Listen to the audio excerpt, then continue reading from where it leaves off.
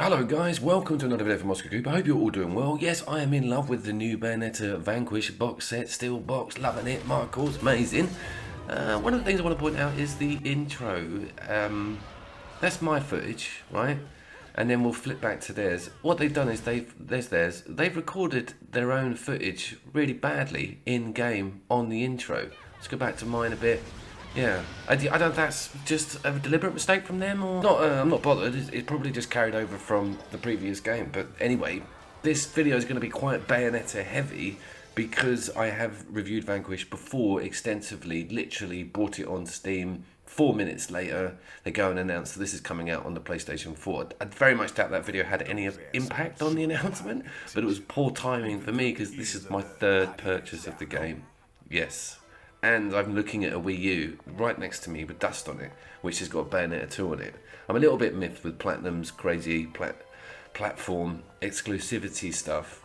Astral Chain is also sitting on my Switch. But anyway, I divulge. The graphics, we're supposed to be looking at the graphics in the background here. Yes, it looks fantastic. Both of these games look and sound fantastic, noticeably because I've played them both on PC at top settings very recently, and now I'm playing them on my PlayStation 4. No HDR implementation and no 4K official announcement on what's going on with resolution, and no PlayStation 4 Pro options within the menus, but some mentionings on the box that there is enhancements here. They are pretty damned obvious. Sam, back up! You're moving too far forward.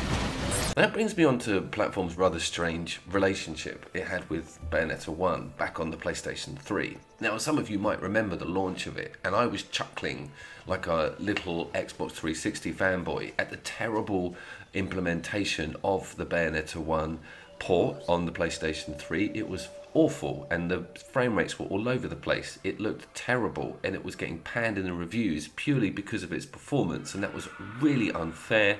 PlayStation 3 was going through that period where the developers couldn't utilize the CPU correctly. It was all arse about tit when it came to how to get the best out of those machines, and I thought that was deep down, I thought that was a crying shame that those poor PlayStation 3 owners had a flawed copy of Bayonetta 1, because when Bayonetta 1 came out, it broke grounds and basically made Platinum the mammoth name they are today.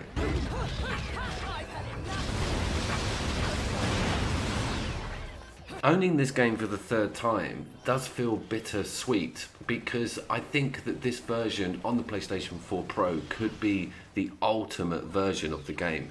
After looking at the performance against the PC and looking at the frame rates and just basically having it on a proper HDR TV, I am running the PC version on a damn good monitor, a gaming monitor if anything. But for some reason, it just feels a bit smoother, and it just feels a bit better on the granular detail on the character models themselves, and of course these spectacular flashy moves. They seem to be fleshed out a little bit more. Maybe that's the bias in me, the fact that I'm playing Bayonetta 1 on a big TV as opposed to but if anything, that smaller monitor gives a better performance. I'd be very keen to see what Digital Foundry are going to say about this. If you don't know those guys, go and pop and have a look at them. They will give this the once-over on the numbers to see what the frame rates are like. But Bayonetta's come home. Holy shit, she's come home.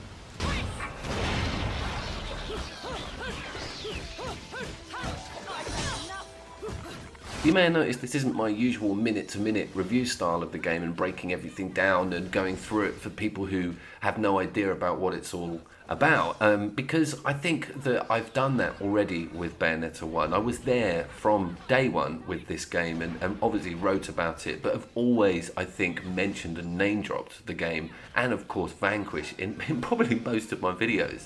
It's such a great feeling to have the three main flagship titles from the studio / Clover in the form of Akami, Vanquish and Bayonetta 1. We really are in a fantastic position now with some of the classics from the previous generation systems.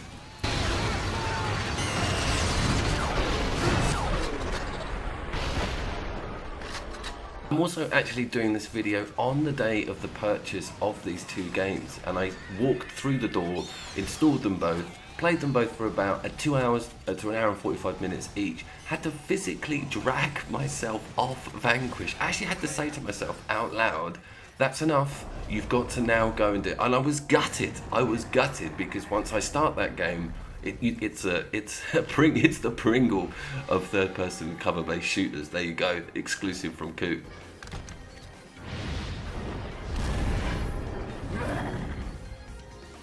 I also didn't pre-order it and confidently enough walked into game and demanded, like that Anorak guy does in Little Britain, you know, the one who is into the board games, just went, please may I have my copy of Bayonetta and Vanquish remastered on PlayStation 4, Steelbook edition, like that to the attendant. I just blurt them out. I'm 40 years old, I look ridiculous.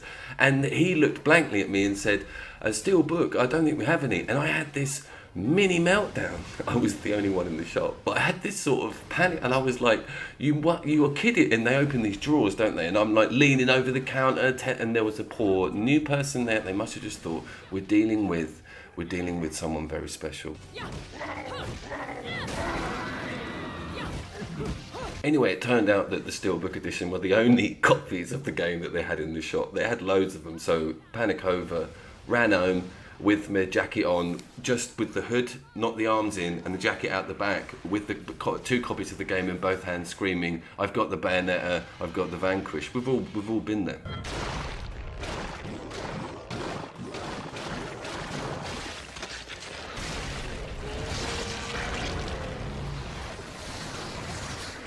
Which reminds me, has the titillation and gratuitous nudity aged well since, you know, we all last had this game on the main stage? I think it has. I don't think it's too cringy. It's obviously for the weeds big time. The cosplay for this game is still as strong as Nier Automata. Again, another platinum project, but yeah, I think I'm going to finish them on hard, both of them this time, and don't you dare even play these games on normal. Sean, don't any of you. Don't. I know what you mean. I'm pushed for time. I've got shelves. No, play them on hard. Just even if it takes you 6 months, longer, do it, because there's game patterns and AI behavioural models that don't exist on the normal mode. Everyone, listen to that. That it's totally different when you get them on hard and you'll push for solutions. These games are amazing for that. This is gonna be fun. I think if anything, that's my major disappointment with the situation, is that neither of these titles had huge DLC packs. You know, those sort of 2.0 versions of massive add-ons or something that could be bundled in with the package. Vanquish has got this funny ranked arena mode that allows you to do a leaderboard setup, which is okay, but it's just so damn annoying that there's not massive things bundled in with them both. As far as extras go, for this being on the PlayStation 4, nothing major. If you're one of the rare people that are like me that are looking at a third purchase of this game to play it on your console, and you're thinking, do you know what you probably are? You probably had it already on the previous generation system. That's fair enough. And you're thinking, do I step forward and make this purchase?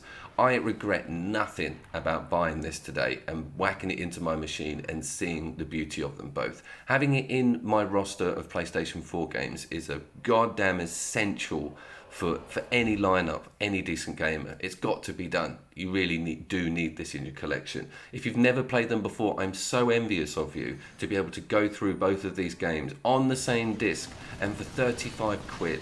That's another thing they did okay. Doesn't cost the earth, so... I shall see you down there.